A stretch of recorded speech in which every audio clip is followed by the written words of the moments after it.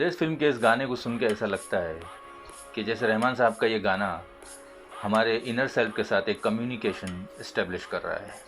जितनी बार भी इस गाने को सुनो, यही महसूस होता है कि ये कुछ कह रहा है, और जो भी ये कह रहा है ये गाना, वो बिल्कुल वाज़े तौर पर हम पर ज़ाहिर हो रहा है। बहुत कम ऐसे गाने होते हैं जिसमें इतनी ताकत हो।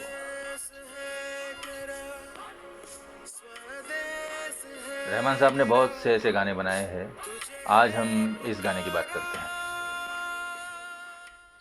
रहमान साहब के म्यूज़िक की एक ख़ास बात है कि जो कुछ भी वो एक्सप्रेस करना चाहते हैं अपने गाने के ज़रिए, जो भी जज्बात उनको मिला है वो सॉन्ग में एक्सप्रेस करने के लिए, वो शब्दों के ज़रिए तो गाने में एक्सप्रेस होता ही होता है, लेकिन उससे ज़्यादा बेहतर तरीके से वो उनके म्यूज़िक में एक्सप्रेस होता है।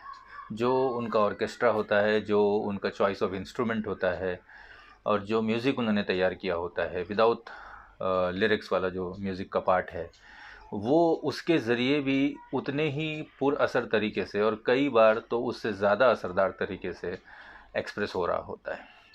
ये गाना उसका बहुत अच्छा एग्ज़ाम्पल है। इस गाने में जो शहनाई का इस्तेमाल रहमान ने किया है, जो पीस शहनाई के लिए तैयार किया, जो शहनाई की क्राई है,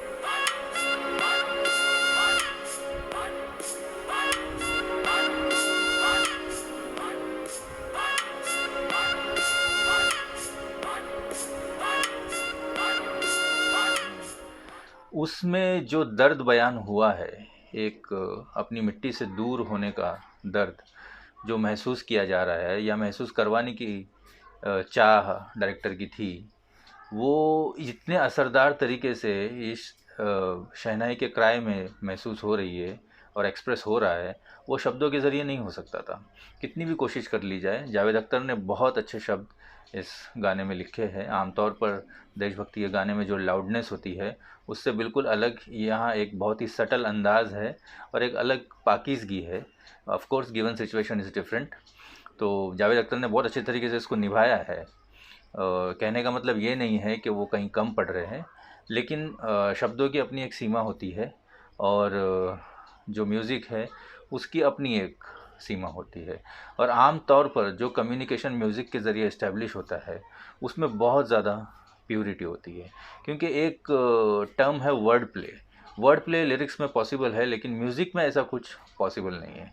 म्यूज़िक में आपको चीज़ तभी छुएगी जब वो कंपोज़र ने उसको उतनी ही गहराई और ईमानदारी से महसूस किया है, तभी वो उसके क्रिएशन में उतरेगी और तभी वो हम तक पहुँचेगी।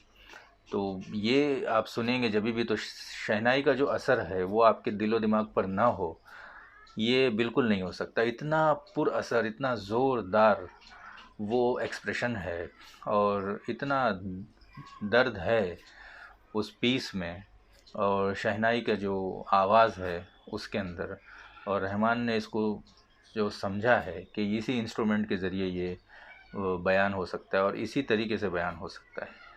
तो इतना सटीक वो अंदाज़ा, असेसमेंट उनका बैठा है कि बिल्कुल वो हर बार जो है आपको टच करता है।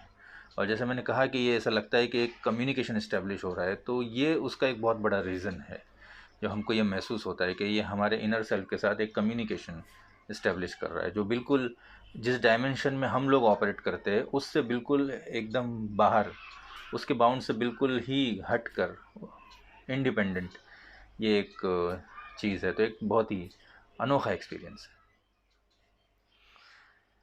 रहमान ने इसमें जो कोरस का इस्तेमाल किया है वो भी बड़ा असरदार है, बड़ा ज़बरदस्त है। जो